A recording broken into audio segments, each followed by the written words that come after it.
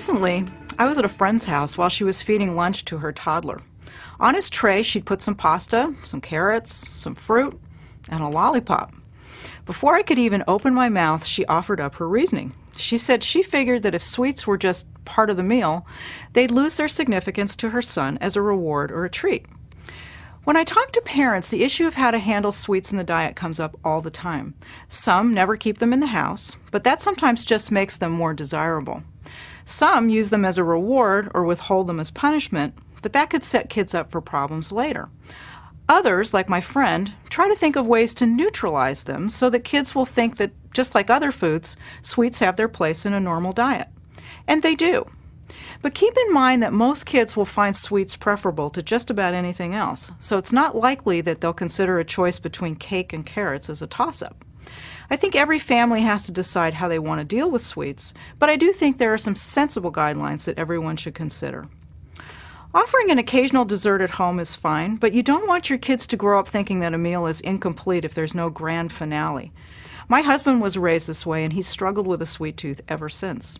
When I was little, my mom made desserts only on birthdays and special occasions, so I never really got in the habit of having or needing something sweet after meals.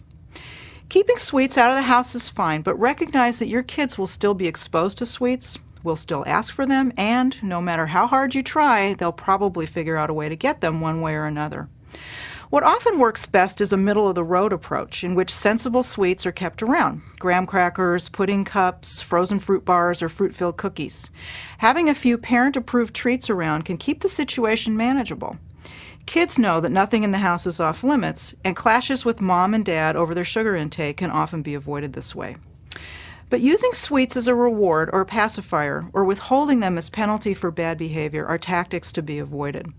Many of my overweight patients remember as kids being given bags of cookies to keep them quiet, or having sweets taken away as punishment.